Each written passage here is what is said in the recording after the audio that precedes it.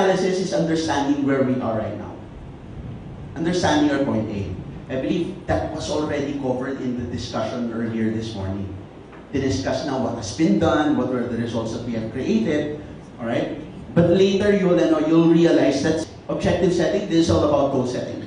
Creating our bigger, long-term goal, right? And our shorter milestones, mga short-term goals like 3-month goals or 6-month goals.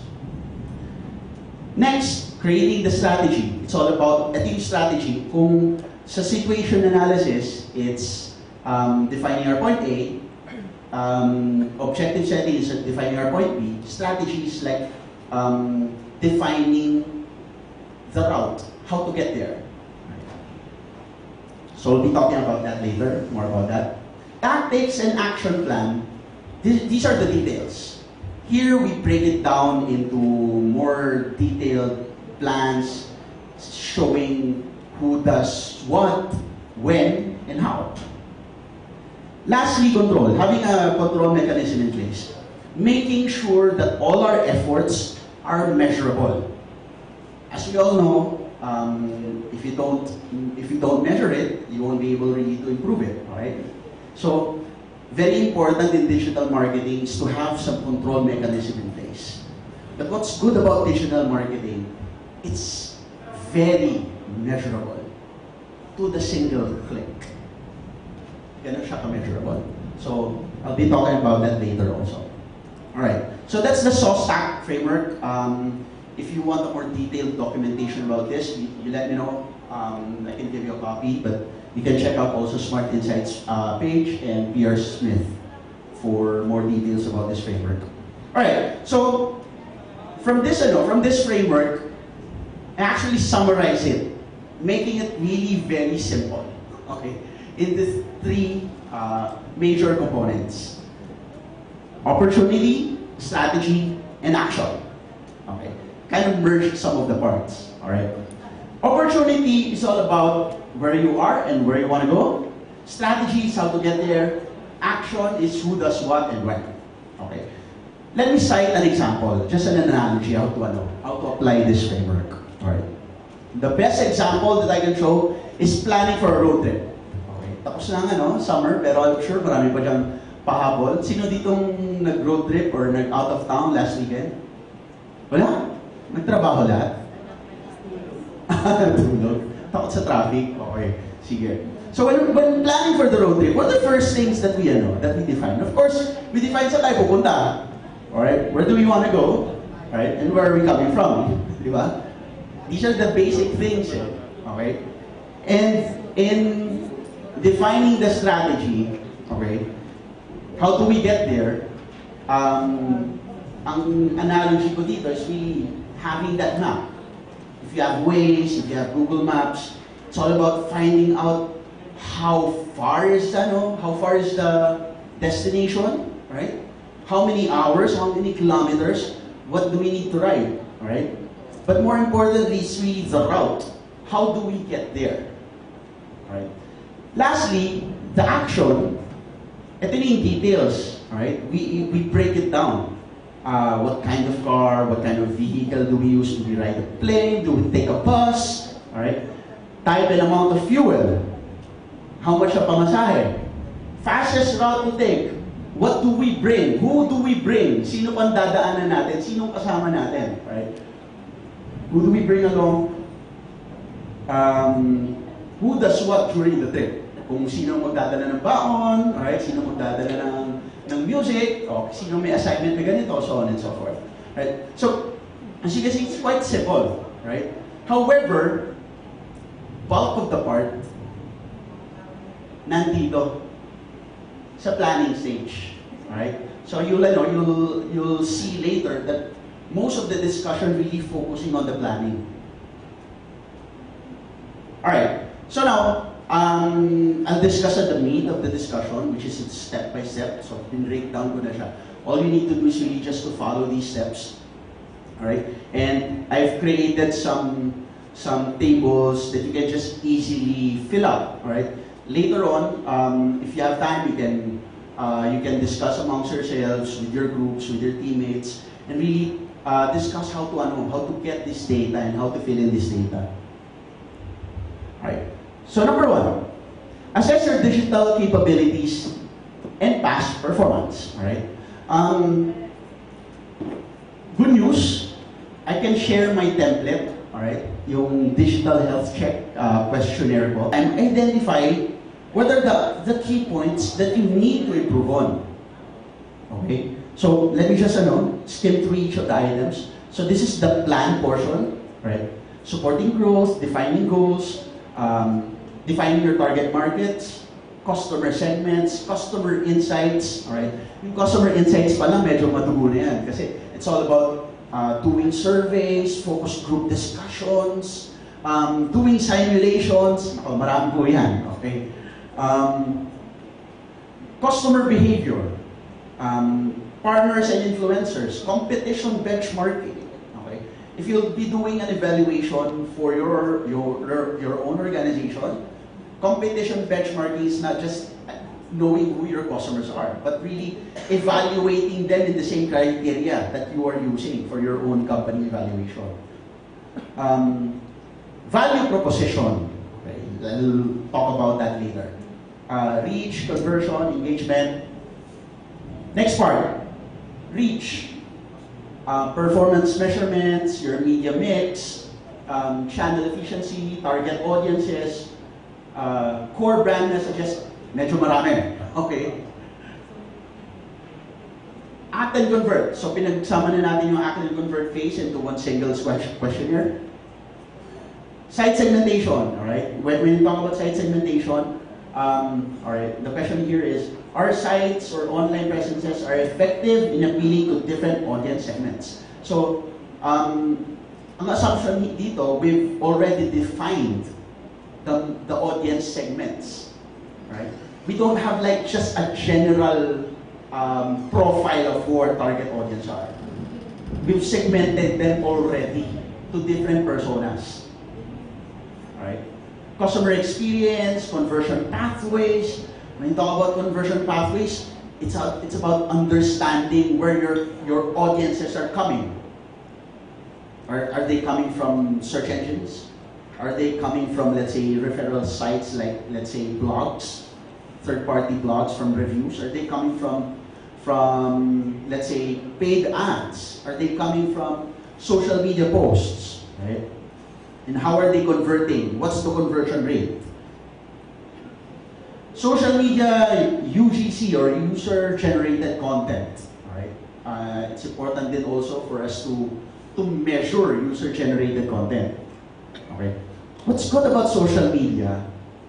Ako ang gusto ko talaga sa social media. It's all about the UGC, user-generated content. Kasi social media post, palagi ko sinasabi, may sariling buhay yan. Once you post it, alright, and once it catches people's interest and attention, people will start to reply, people will start to comment, people will start to react and share that content, okay? To the point na once you, iwan mo na siya, the original author of that post, iniwan na, in-ignore na siya at all, but that same content would still continue to, to grow, to evolve. To the point na, let's say for example, nag-stop na, wala na nagko-comment, wala na nagla-like, alright? All you need is one influential person in social media. Let's say 3 years after, nilike niya, share niya, boom, buhay na naman yung post na yan. Alright? That's why the value of a social media post, I would say, significantly higher than let's say, a printed content, alright? Than traditional media. Kasi yung media value niya, tumataas over time. Okay? So that's act and convert. Lastly, you have your engage. You talk about customer insights, customer lifetime value, satisfaction gap, drivers. Alright, so I won't be talking about all these things. Rather, I'll just share this document to you to save us time. It has very straightforward description. Okay, so let me just discuss briefly this column. All right, this column says what can go wrong. Okay, what are essentially what can go wrong if we don't address that issue or that criteria. For example, define goals. All right, have we clearly, do we have do we have clear online marketing goals aligned with business goals? All right, what can go wrong? Online linkage not aligned with business goals. All right, pinapakita lang niya yung what's the impact of that particular criteria in the whole organization as a whole. Right? Para mas may appreciation tayo of that criteria. Alright, any questions so far? Okay, so I guess the first step, after this session, once you go back to your own organizations, so you need to go through this questionnaire and answer each and document it. Okay, number 2, marketplace assessment. In the marketplace assessment, so this is evaluation of what's outside of us, sa labas ng organization that's really affecting us. Our market, our audience, who are customers, who influences them, who are your competitors, dito papasok ang competition benchmarking. What's the current market potential? How is it growing? What's causing the growth? Okay. So, Pinoy gusto rin palaging may bagong gadgets. Right? So, 129 million. Active mobile social users, 54 million. Okay? So, ibig sabihin nito, out of the 60 million who are already online, 54 million are accessing social media from their mobile. Okay. So, what are the key takeaways from this slide? Take note that succeeding statistics, let's look at them from the point of view of what's driving this growth. So how can I take advantage of that growth?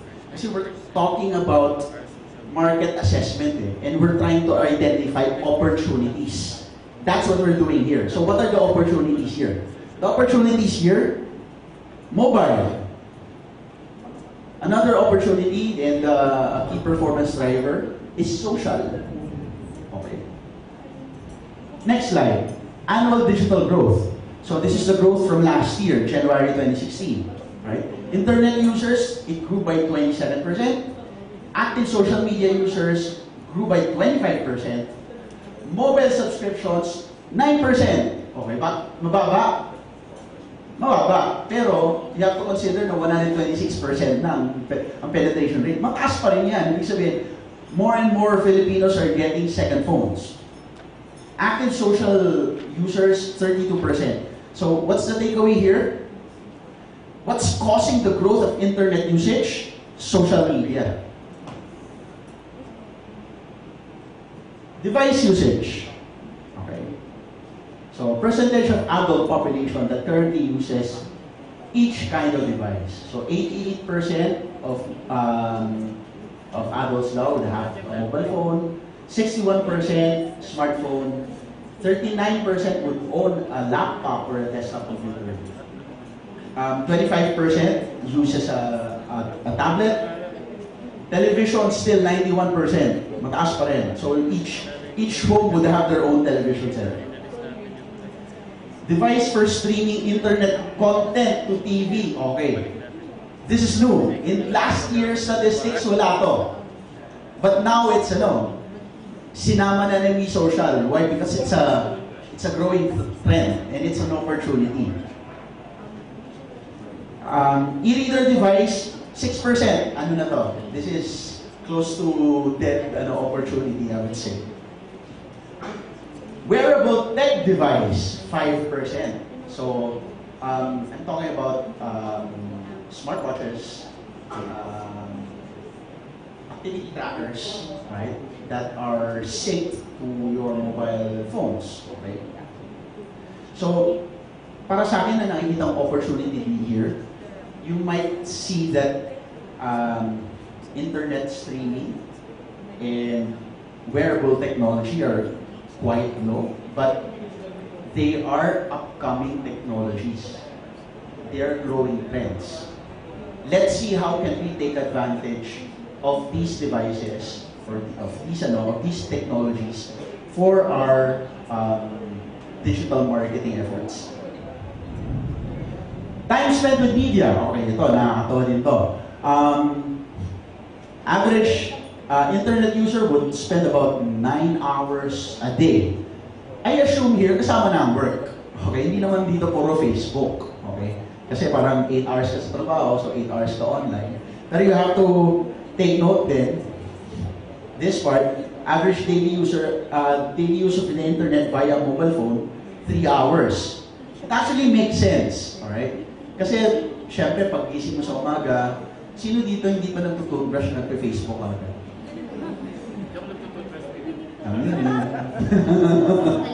Diba? Okay. Alam ko maraming guilty dyan. Diba? Pag-isig sa umaga, i-check agad yung Facebook, messages, magre-reply, diba? Hindi pa toothbrush. Pagpunta sa banyo, bit-bit-bit ang telepono, diba? I'm sure meron na dito mas isa na laglagan ng phone sa banyo. Okay? So, yeah, kasi 15 minutes sa bahay. How much time ang commute time? 1 hour? 2 hours? Ubus ka agad yung ano mo, di ba? 3 hours ka agad yun. When you get home, lunch, in between, right? Tingin ko, mababa pa to 3 hours. That's the average. Average daily use of social media via any device, 4 hours. Average daily television viewing, this significantly dropped. Significantly dropped. Before mga nasa 4 hours to. Okay? Pero I think one thing that's causing this, well, number one, you have easy access to the internet, di ba? You can watch all the videos, all the teleseries that you want from your mobile phone. Okay? And yung iba nata-traffic, di ba? Pag uwi sa bahay, watch ng content, then tulog na. Okay? So 2 hours. But as you can see, people are spending more and more time in online and in social media, watching videos, than spending time in front of the television. In fact, nanonood kayo ng TV, hawak-hawak nyo pa rin ang cellphone, right? So it's still competing. Okay, nabusan ng battery ng ating clicker. Manood tayo. Okay, weekly online activities by device, and I'll just skip this slide. Alright, so I'll just give you a copy. Time spent with social media. I think this one's a duplicate. Sure. Sorry, backspace pa rin pinipindot ko. Okay. Okay, frequency of watching online video. Ngayon ko lang nakita yung video ng yun sa Dio. Right? So, video, it's good that you're really capitalizing on video content. Kasi the most attractive, or I would say most consumed type of content in the internet is really video.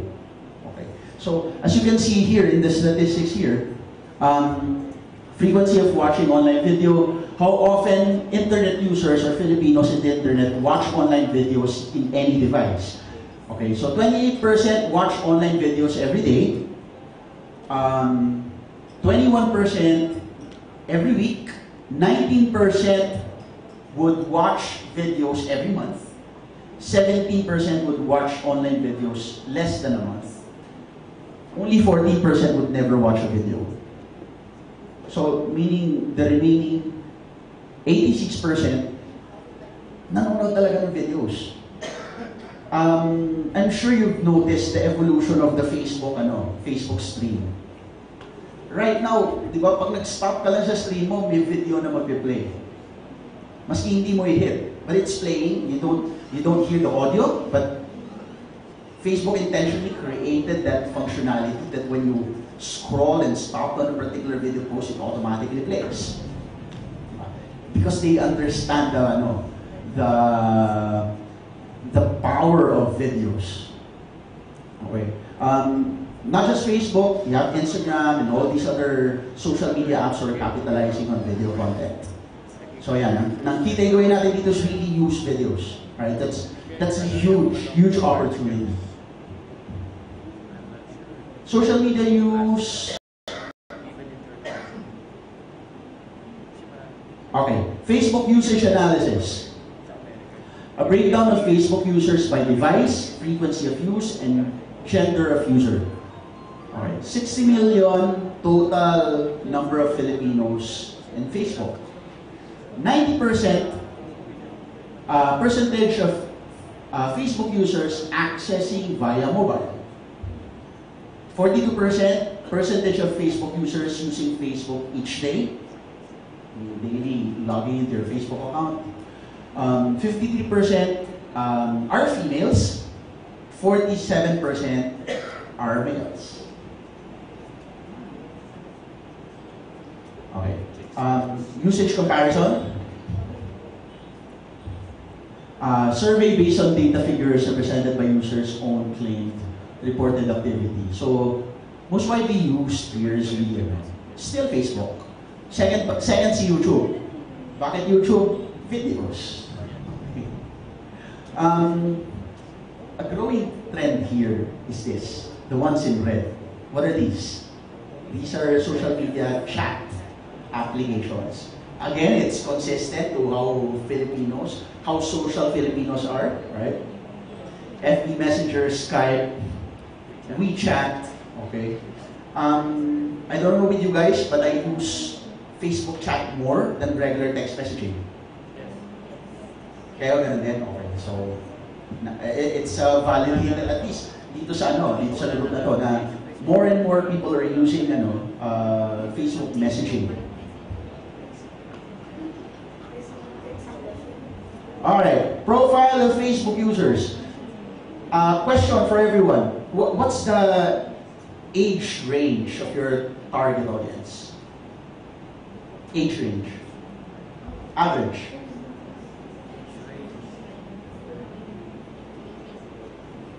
Iba-iba ba? 35 to 44, 45 to 54. Okay. Pero, according to statistics, the fast-growing daw are those people on these age groups. Fast-growing now, kasi ngayon sila nagka-catch up. And what's causing it? Kasi these are the parents, the titos, and the titas of these kids. Sila yung sinasabi yung digital shadows. Okay. That's why the younger generation from Facebook, right now, nakikita nyo ba yung mga kids nagpo-post, nagre-react on Facebook? No, they just go there and watch and read. But do they interact? They don't. Sino nag-i-interact? Tayo. Okay. They don't interact. You know why? Kasi alam nila na sila daddy, si mommy nandoon. Alright? So that's the behavior right now. So take note of those insights. Those are like parang insights of our market, and how can we identify opportunities from that. Okay, last few slides sa statistics. Percentage of population using mobile messengers 50%. Percentage of population watching videos on mobile 57%. This is growing kasi syempre pababa yung cost of mobile internet. Percentage of population playing games on mobile 47%. Okay. Have you ever thought of doing something in this area? Games. It might be an opportunity that we can capitalize on. See, games is consistent. It's been there, never left. And it's continually growing, di ba? The only thing that's changing, di ba? Nag-change ang technology, alright? Nag-change ang let's say, yung content, but games, still there. Right? To the point na some of the content are being gamified because of the thrill of playing games. 39%. Again, this is a growing trend. Bakit? Traffic. All right. The worsening traffic situation in Metro Manila is increasing the usage of map applications. So there's opportunity there. All right. So if more and more people are using map applications, geo services, let's start to capitalize on that opportunity. Pero one other driver daw for map usage. Here in the Philippines, our Filipinos love for eating. Kasi syempre, Pinoy pag bagong restaurant, di ba? Hindi na magdadasal, magpipicture na lang ng pagkain. Check-in ka agad, di ba? Hi, I'm trying out this new, di ba, dessert dito sa bagong coffee shop nila, check-in, di ba? Right? So, those kind of applications and those kind of consumer behavior are increasing also the usage of map applications. Alright, sige. So, enough about that, medyo mahaba. Sabi sa inyo mahaba. But, what's good about that, you can take home right away those insights with you and start to analyze that and see what opportunities can you get from those. Alright, so next slide, SWOT, alright, strengths evaluation and also in evaluating the current market. Okay. But rather than doing a straightforward SWOT analysis, which normally takes a lot of time, kasi ito pa lang, this takes one full day. This takes one full workshop. Outside of the research, the assumption here is you've done your research already, gathered all the data. Dito ay pa-plot nyo na siya. Dito na ay magbabangayan, mag-discussion na talaga on how to create your strategy. But let me offer a better approach. It's a little bit more complicated, but I would say more insightful.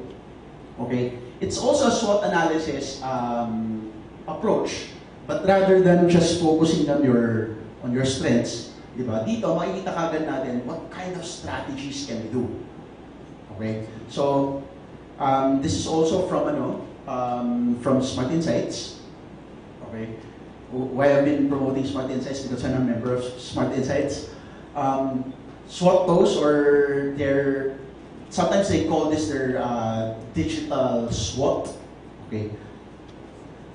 On the left side, you have your internal strengths and weaknesses. At the top, you have your external opportunities and threats. So here you can see in the weaknesses by taking advantage of opportunities. And lastly, you have your mini strategy. Strategies that minimize weaknesses and avoid threats. Okay. A normal starting point dito, biggest bang mo dito kay maxi. Strategies that use strengths to maximize opportunities. You're able to get bigger and better results right away. When I did this a few years ago, all right, I also took advantage of the maxi strategy. So how did I do that? I was able to identify that one of my strengths is really teaching. Okay, as I did my competition benchmarking, other digital marketing consultants, they're really good consultants, but medyo lamang lang po ako ng kapal na mukha sa kanila. Hindi ako nahihiya to stand in front of people and talk about my passion, my expertise. All right, and I know that I can communicate really well. So I saw strength based on importance, very important, low importance, all right? But at the same time, identify, i-ground natin siya based on our capability. How capable are we in reaching those visions? What are the available resources? Or what kind of resources can we build right away? So from there, we can really identify what are the low-hanging fruits. Diba? Pwedeng knock out right away. Okay, so I'll share this template as well. Next, set smart race objectives. Okay, when you say race objectives, these are objectives for each of the audience phase. You have your reach. Okay. Nasaan si ano? Oh, sorry.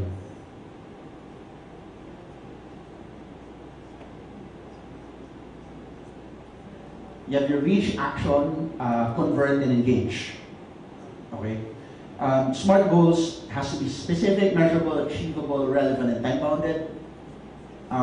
These are shorter goals that you can achieve in like 90 days. Gets you closer to your long-term vision. Okay. Next, create an actionable dashboard. Okay, I'll show you an example also of this. Okay.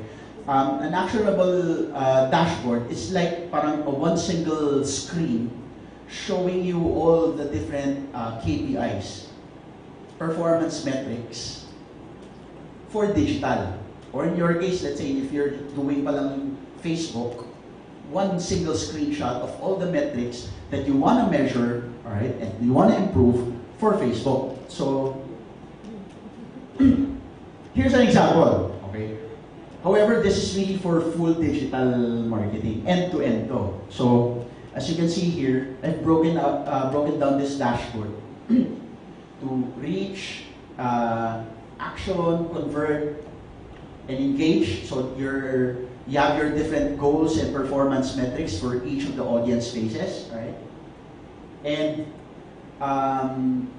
metrics depending on depending on kung big siya, broad siya, or medyo mas specific. I would say, let's say for example, high-level executives, yung mga nasa C-level, would want to see metrics na nasa business value KPIs. Alright, these are the show me the money metrics. People who are really hands-on in the actual strategy would have more or would want. But these are the different metrics that we need to measure. In fact, sa situation analysis natin, we need to put a figure, a baseline for each. Sa simula pa lang. And from there, on a regular basis, we need to measure and monitor them para we can compare if we are improving in each of the metric.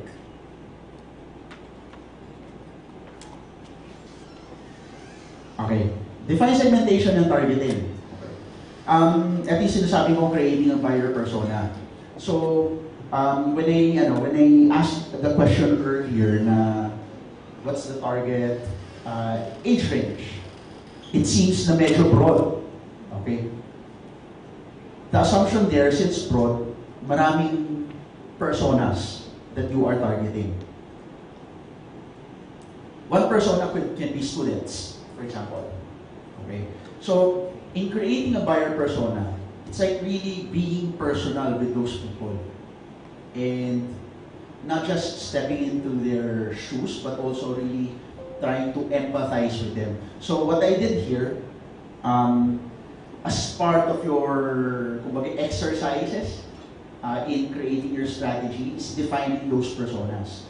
So I'll share here the framework that I'm using, this time from HubSpot. Okay.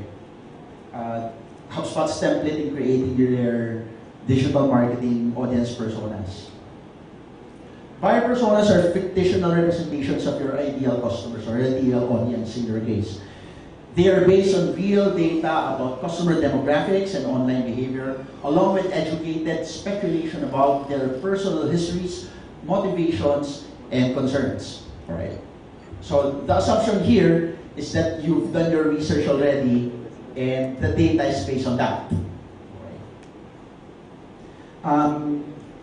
It's important kasi to define that those buyer personas, kasi syempre we'll have to create content that really speaks to these personas. Okay?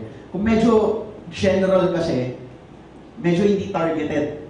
The ones that's really, let's say, go viral are those content that's really speaking to the person. Yung nakaka-relate talaga. Okay? And once we've defined those personas, the next step is really to cascade that information to the whole organization. Para each person in our organization is in agreement na, hey, I'm talking to this person. Agree tayo doon. Okay? Alright, so here's the template. Okay. So, in defining your persona, I would suggest you assign a name. You put a name for that person. You assign a name to that person, right? You can even put a picture, right? Then, just fill in the blanks, write the background about that person, basic details about the persona's role, key information about the persona's company, relevant background info like education or hobbies, alright? Later, I'll show you an example. Demographics. Here, you talk about gender, age range, household income, alright? Consider spouse income if relevant kung ano sila, kung married, kung couple, so total ano, household income. Urbanicity, is your persona urban, suburban, or rural? Identifiers, some keywords that describe this person. Buzzwords and mannerisms. Alright. Goals, what's their primary goal as that persona? And what's their secondary goal? What are their challenges? Primary challenge to persona success. Secondary challenge to a persona success. Then how can we help? Dito na tayo maka-connect niyan. Alright? How do we help as an agency? And how do we help as an organization in relation to the persona's challenges? Okay? This is very useful in content ideation. I'm sure you spend a lot of time thinking about what's the best content to produce. The best content to produce are those content that solves your persona's problems. The best content to produce are those content that answer their questions. Right? So it's really critical to define this persona and identify what their challenges are. Right? Real quotes, all right? Include a few real quotes taken during the interview, okay? That represent your persona well. This will make it easier for employees to relate to that and to understand your persona. Lastly, what are their common objections? Identify the most common objection your persona will raise during the sales process. So in your case, you're not selling anything, but it's good to identify what are their common objections in relation to your industry. Marketing message. How should you describe your solution to your persona? So in a sentence, how do you solve their problem? Lastly, your elevator pitch. Make describing your solution simple and consistent across everyone in your company. Normally, this summarizes part of your tagline or your online value proposition. So just to show you an example. So in this case, we named the persona Sally. Background of Sally, she's the head of human resources, worked at the same company for 10 years, worked her way up from HR associate, so veteran na dun sa company niyon, rose up to the ranks. Married with 2 children, ages 8 and 10. So ganun ka-detailed. Demographics, female, age 30 to 45, dual household income. So pareho sila mag-asawa nagtatrabaho, earning $140,000 a year, suburban. Right? Identifiers, calm demeanor, probably as an assistant screening calls, asked to receive collateral mailed and printed. Goals, keep employees happy and turnover low. Right? That's her primary goal as an HR manager. Secondary goal, support legal and finance teams. What are her key challenges? Getting everything done with a small staff and rolling out changes to the entire company. Now, how do we help?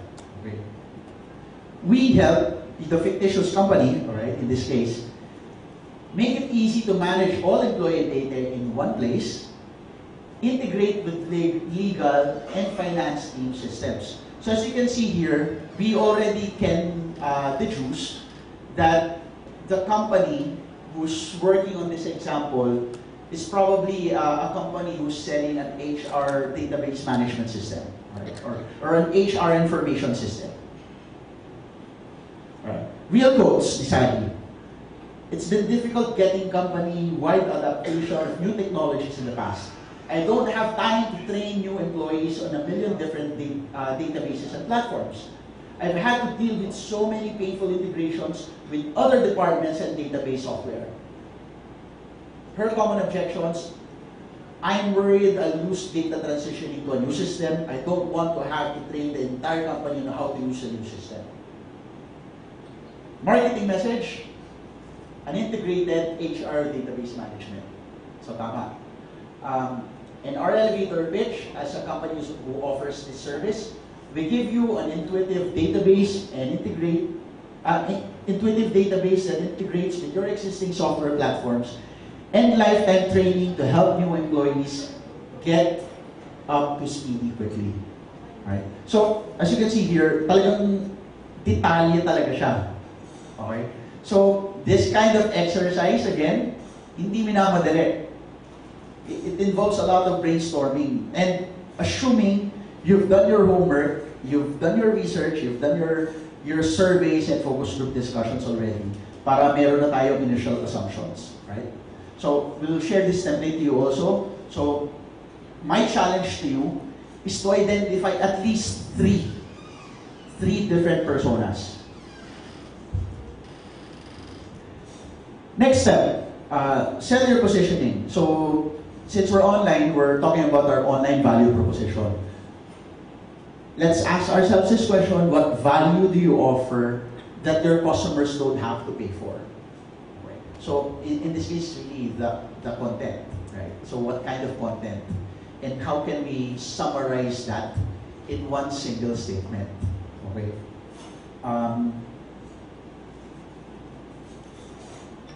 In my case, my online value proposition is helping businesses achieve online success in the internet. Right? So it's quite straightforward, right? But it really encapsulates what my vision is and how I help people when they visit my online properties. So set your OVP or online value proposition. Next, as part of your strategy, define your digital budget. Okay.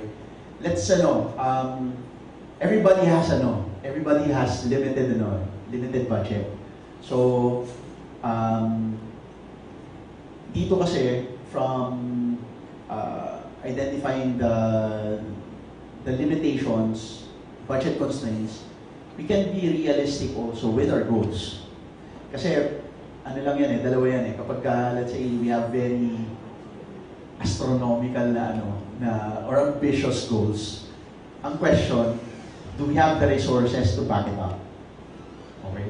So, if we don't, dalawa lang yon. It's either we taper down the goals a bit, or increase the budget, or strike a good balance. Right? So, budget based on goals and capacity. What kind of human resources can we use? So it's good that we are having this kind of activity training, right? That means we're really investing on knowledge on how to improve our digital marketing efforts. Kasi we know that our main asset in our social media efforts would be the people that we have in our organization. Okay. So, we can consider outsourcing to an agency. So, not sure if this is an option, but it's a possibility for organizations.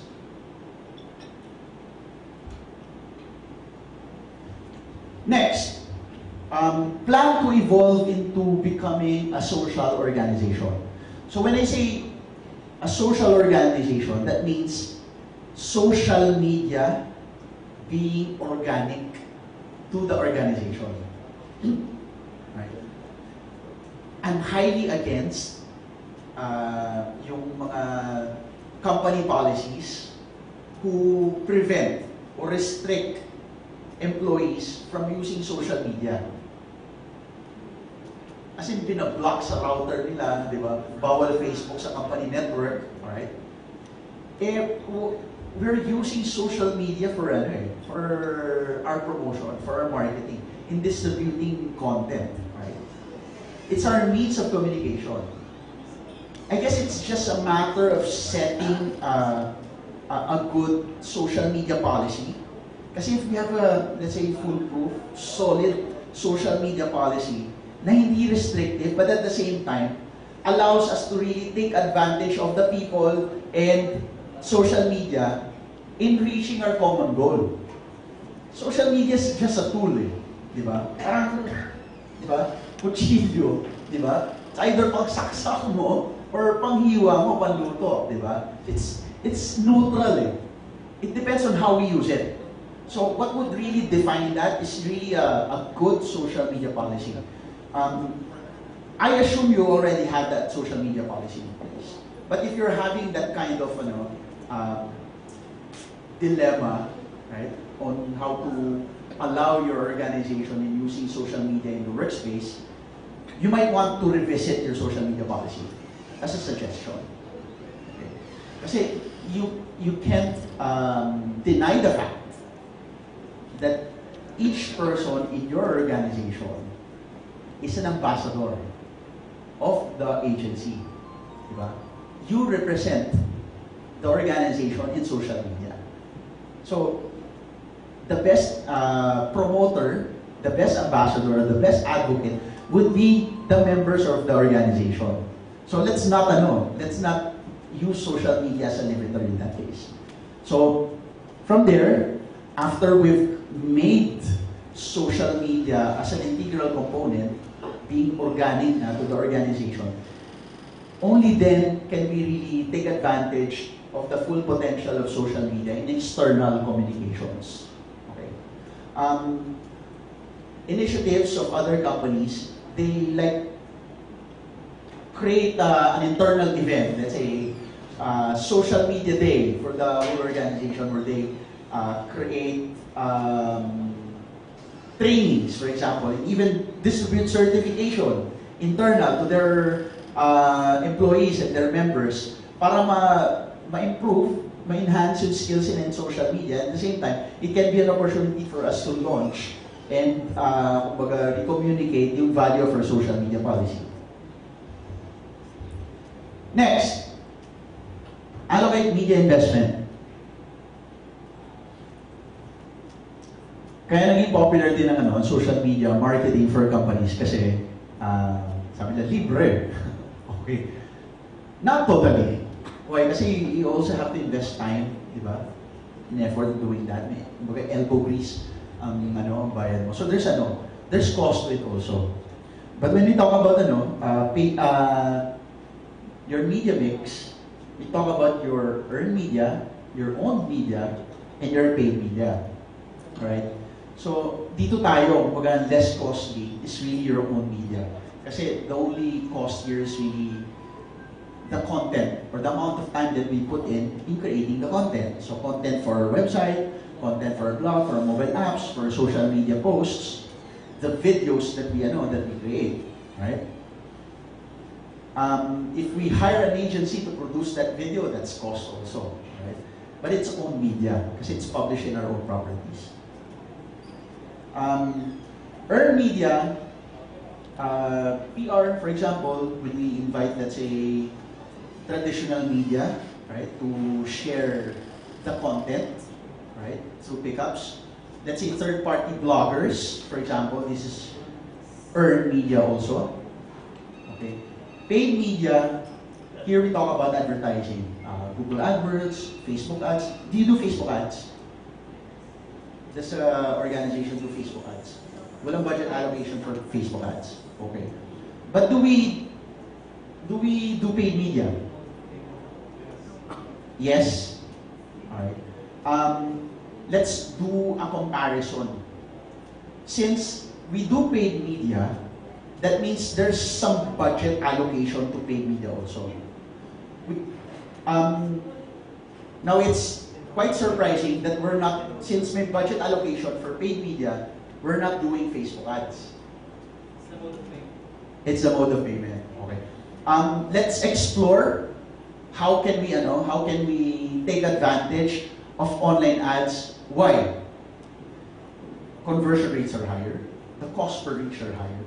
Right? It's highly measurable. It's easier to justify in terms of media value. Right?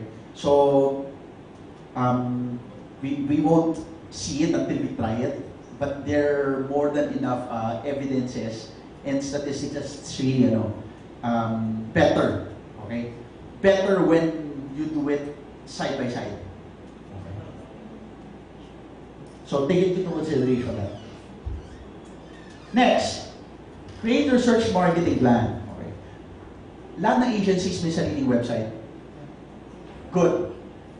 Lahat ng agencies may sariling blog. Wala. Okay, sige. Why did I ask about the blog? Okay. Having a blog and publishing blog content on a regular basis increases your search engine visibility. On a regular basis. Kasi ang behavior naman ng tao, when they go online, it's like they want something. Okay, they go to social media kasi they wanna connect, they want entertainment, diba? They wanna watch videos. But for the other half, most of those people have a question. That's why they go to the search engines and ask Google, right? That question by keying in a keyword. And the only way for them to refer us, right, as the answer to that person's question is through the blogs that we publish. The more content, the more blog posts that we publish on our website and on our blog, the more footprint we have in the internet in general. Right?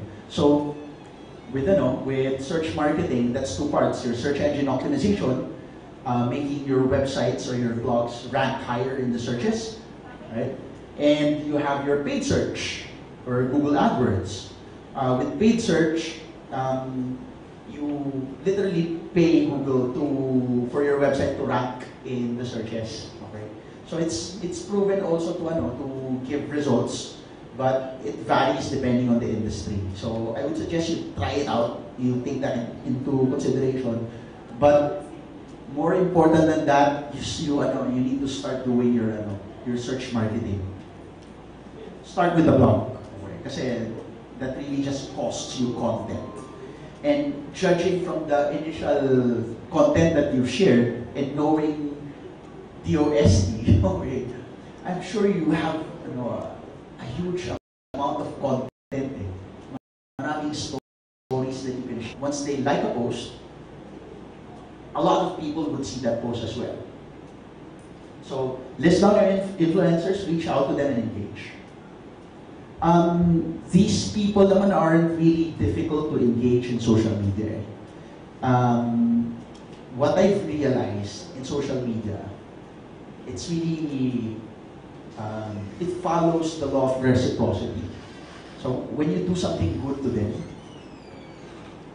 they do it to you in return. So, let's say for example, if you recall the first time or the first day you registered on Facebook, okay?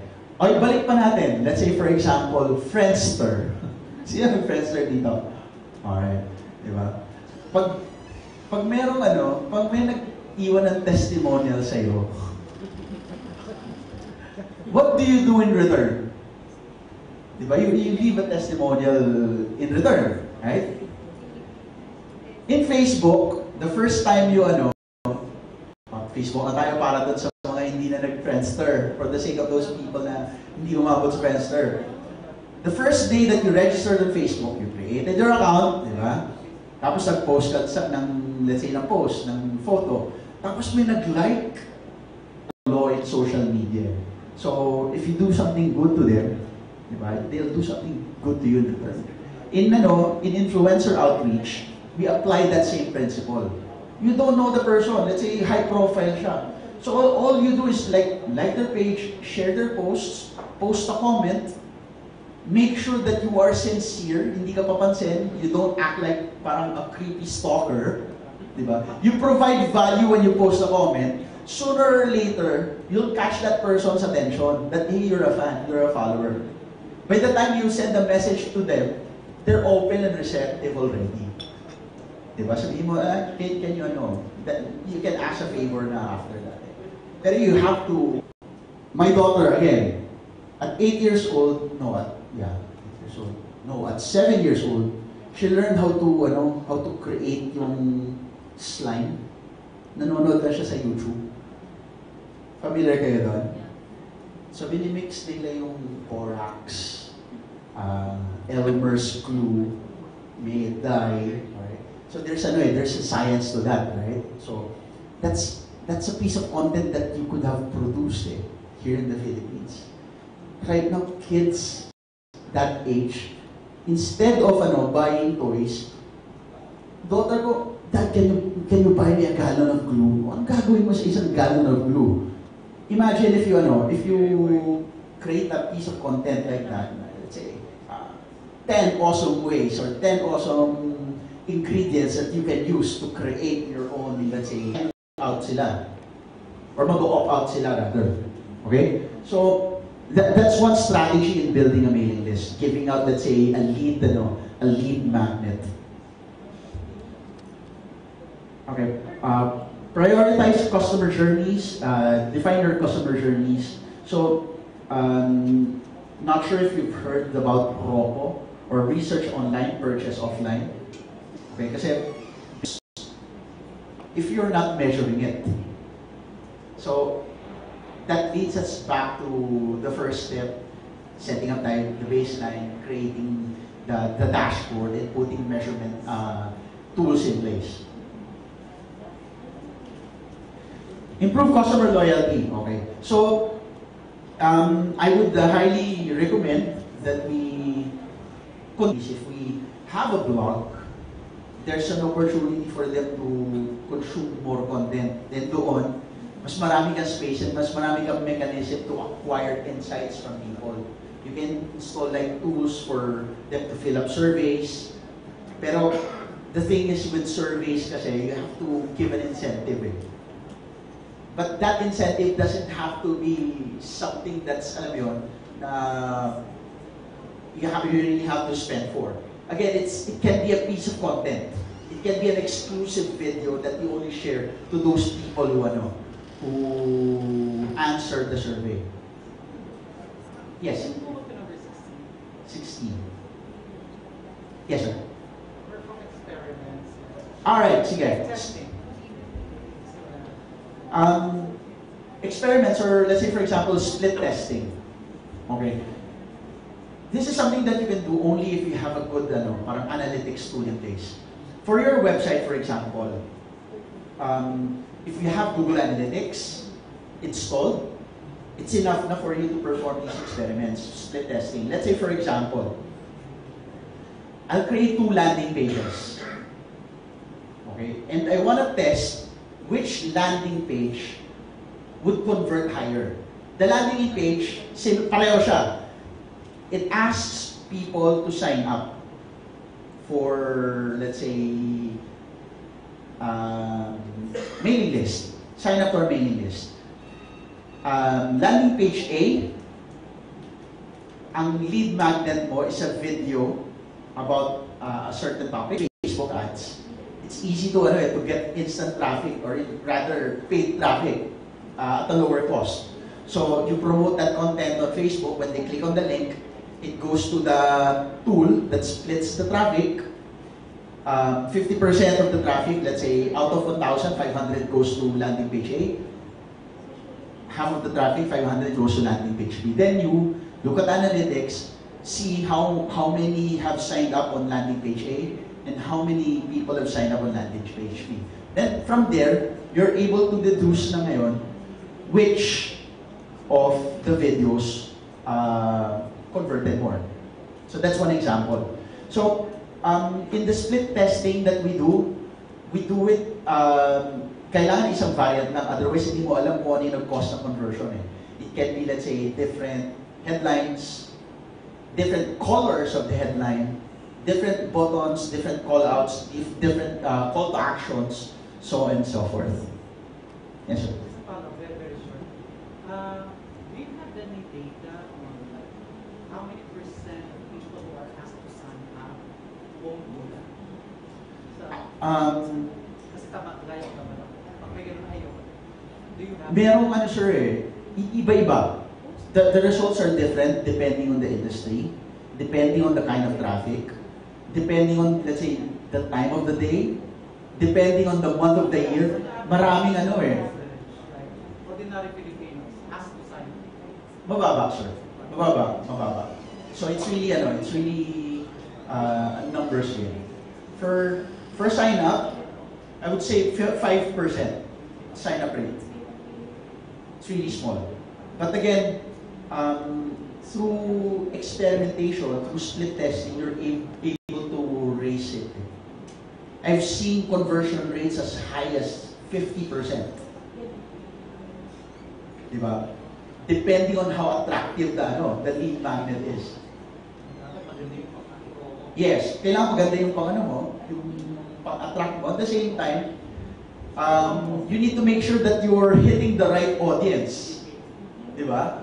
Kasi kung yung traffic that you're getting hindi relevant, not interested in your lead magnet, regardless of how attractive the lead magnet is, they won't sign up still.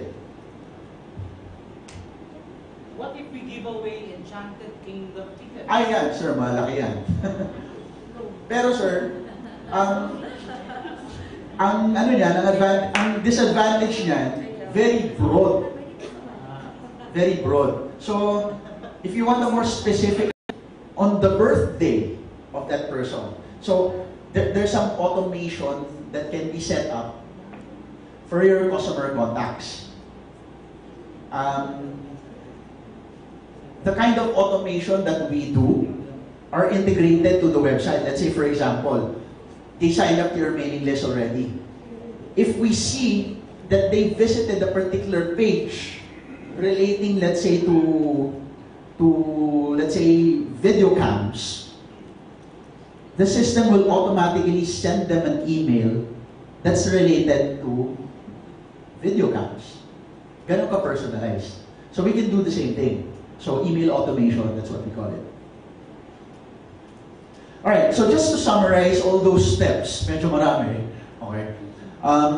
For the opportunity stage, assess your digital capabilities, you do your market assessment, define your vision, set smart race objectives, then create an actionable dashboard.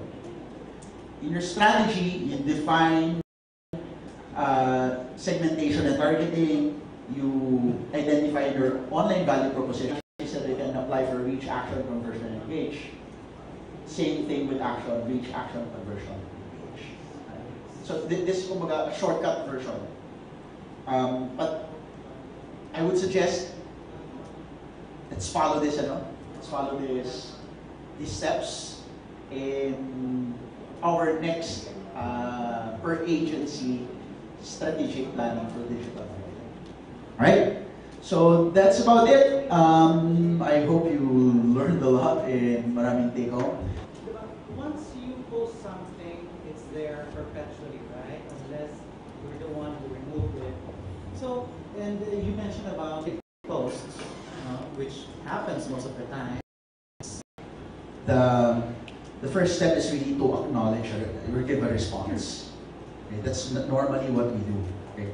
But the response is, the purpose of that response is just to acknowledge that, hey, we heard you. Diba? Then from there, you channel them to a more controllable channel of communication, right? So if this is somebody that's just complaining, you have to validate if it's a valid concern, diba? If it's a valid concern, all the more you really need to talk to this person. Ako, I would go as far as meeting up with this person, as in face to face, or calling him up, diba? Just to kumbaga, patay sunog lang konti, pabain lang konti emotions. I'm sorry? Diba? So from there, responded to that initial concern, gave an acknowledgement that you responded, and answered their concern on a different channel. That will naturally die out.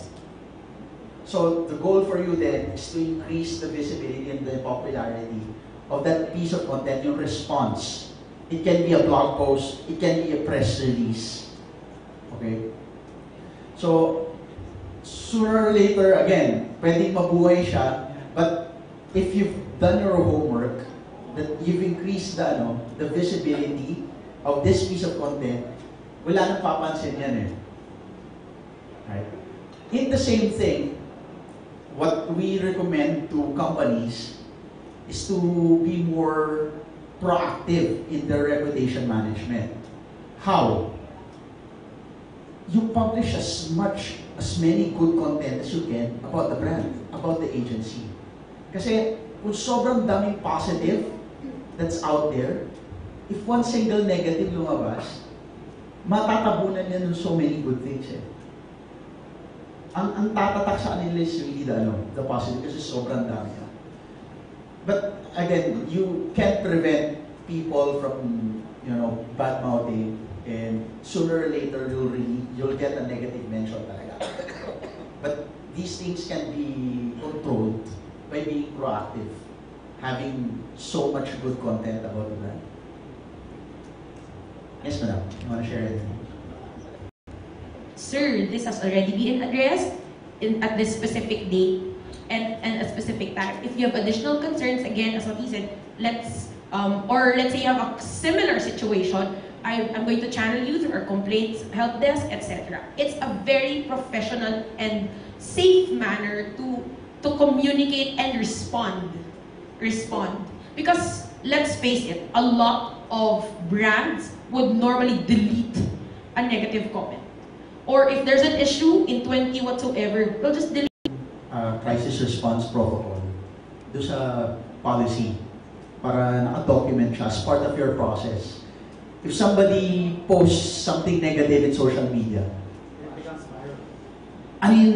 even if it's not viral yet, the minute somebody mentions the agency and it's something negative, what's the possible may pumunta tayo naman ng Vulcan, then P-Books will definitely have different crises or different things na pwede ipag-asa. Diba? Hindi siya talagang question, but can you cite among your government clients, or perhaps if not clients, you've seen some government departments which had an ongoing social media account or practices that you can cite wherein we can benchmark?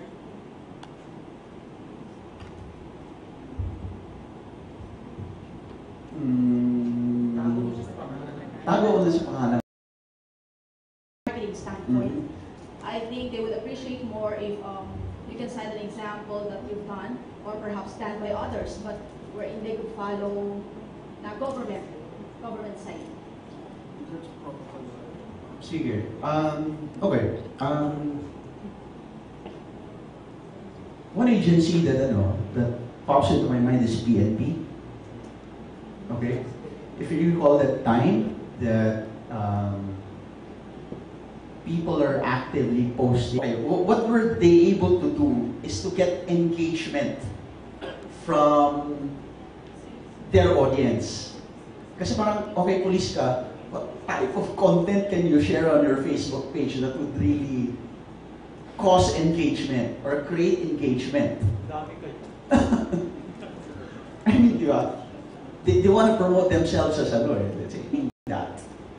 They saw an opportunity for them, alright, to use that to their advantage. Okay. It became a channel for them to really, naging sumbungan page. Alright?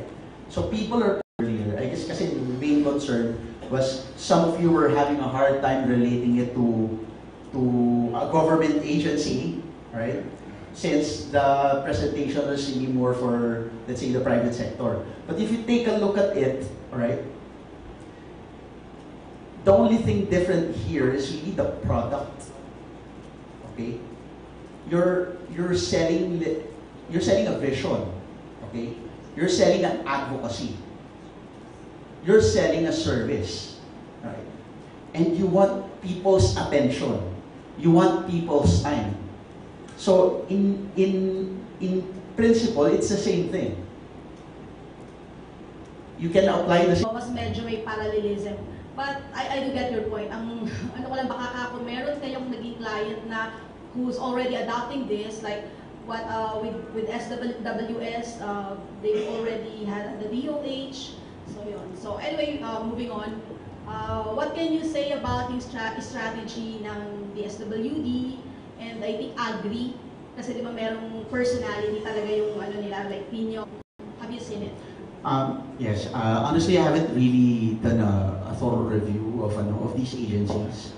So, I really can't say ano yung ginagawa